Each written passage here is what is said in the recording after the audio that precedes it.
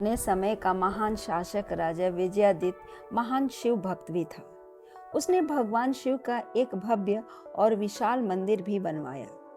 वह तरह तरह से अपने भगवान को खुश करने की कोशिश करता रहता। अनेक विधि विधान से पूजा पाठ कर वह भगवान शिव को प्रसन्न करने में लगा रहता। सावन माह आने पर उसने शिव को प्रसन्न करने का एक नया तरीका ढूंढा।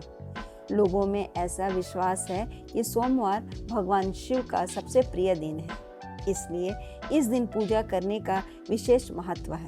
यही सोचकर राजा ने पूजा करने का एक अनोखा तरीका निकाला। उसने सोचा, क्यों न प्रत्येक श्रावणी सोमवार के अवसर पर शिव की मूर्ति को दूध से स्नान करवाया जाए। फिर क्या था, उसने पूरे साम्राज्य में घोषणा करवा दी, प्रिय नागरिकों, कल से प्रत्येक श्रावणी सोमवार को हमारे महान राजा भगवान शिव की मूर्ति को दूध से स्नान कराना चाहते हैं। इसलिए आप लोगों से अनुरोध है कि प्रत्येक सोमवार को अपने अपने हिस्से का दूध देकर इस धार्मिक अनुष्ठान का पुण्य कमाएं। याद रहे, घर घर से प्रत्येक सोमवार का पूरा दूध मंदिर के भंडारा में आनी चाहिए। ना सुनने के बाद कुछ लोगों ने राजा को अत्यधिक धार्मिक माना तो कुछ लोगों ने ढोंगी, मगर किसी ने भी खुले तौर पर कुछ नहीं कहा। अगली सुबह अपने अपने घर से दूध लेकर सभी नागरिक मंदिर परिसर में जमा हुए।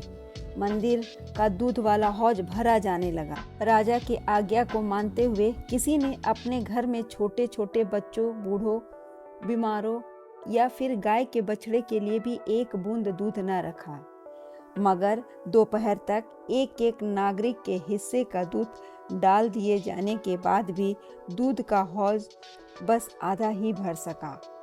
मंदिर के पुजारी, राजा और मंदिर में उपस्थित लोग यह देखकर हैरान रह गए। सबने सोचा, प्रत्येक के घर का एक एक बूंद हौज में डाल देने के बाद भी यह क्यों नहीं भर सका।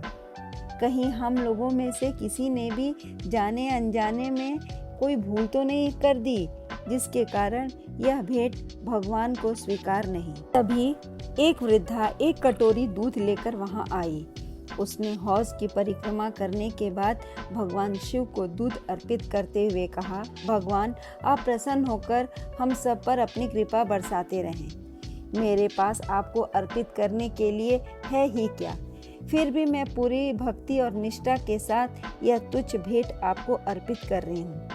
प्रभु, कृपया आप इसे स्वीकार कर लें। यह कहते हुए उसने कटोरी का दूध हौज में डाल दिया।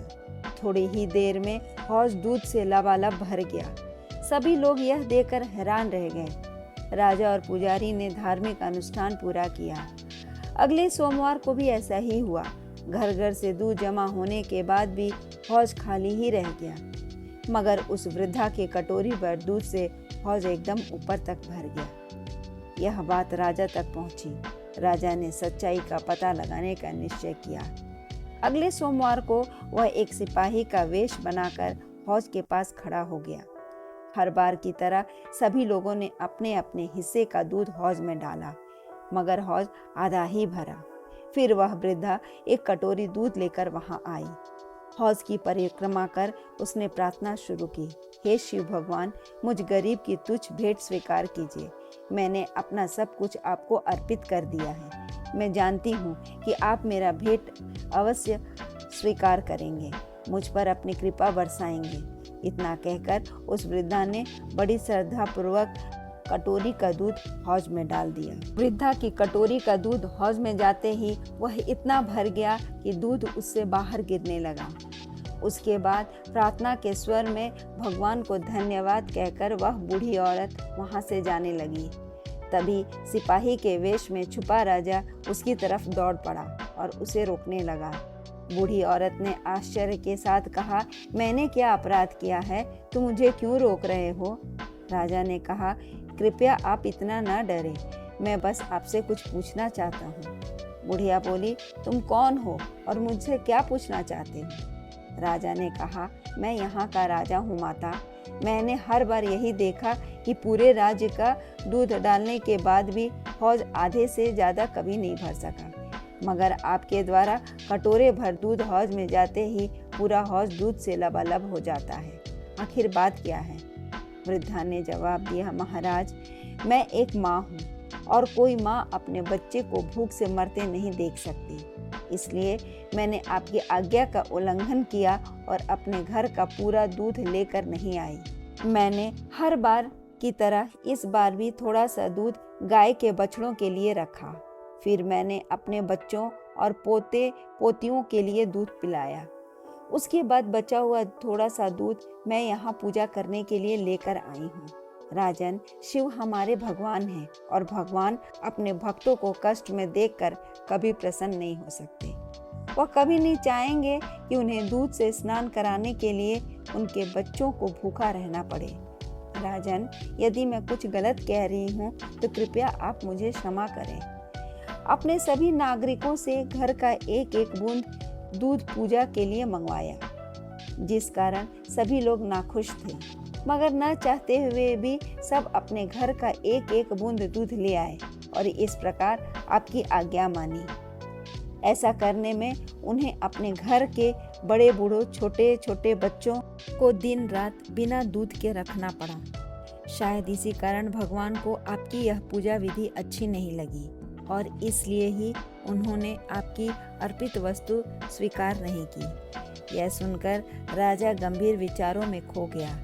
फिर उसने कहा, आपने मेरी आंखें खोल दी, मैं आपके बहुत आभारी हूँ माता।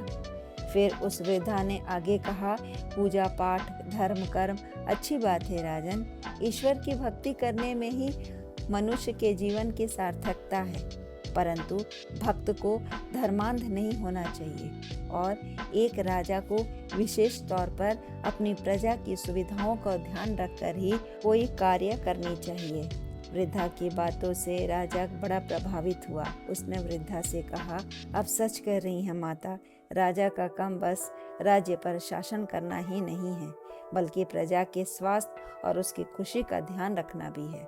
मैं आपका ऋणी हो गया क्योंकि आपने मुझे अपराधी होने से बचाया है। उसके बाद राज्य में घोषणा हुई, सभी लोग घर के बच्चे, बूढ़े, बीमारों और गाय के बछड़ों को दूध देने के बाद ही मंदिर के लिए दूध निकालें। अगला सोमवार सावन का आखिरी सोमवार था।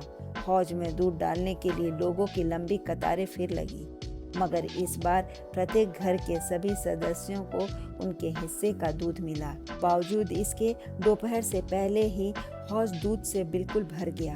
उस दिन हर किसी की पूजा स्वीकार हुई और हर कोई खुशी खुशी घर लौटा।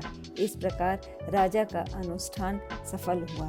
धन्यवाद। कहानी अच्छी लगे तो लाइक करें, सब्सक्राइब करें और शेयर करना ना भूलें।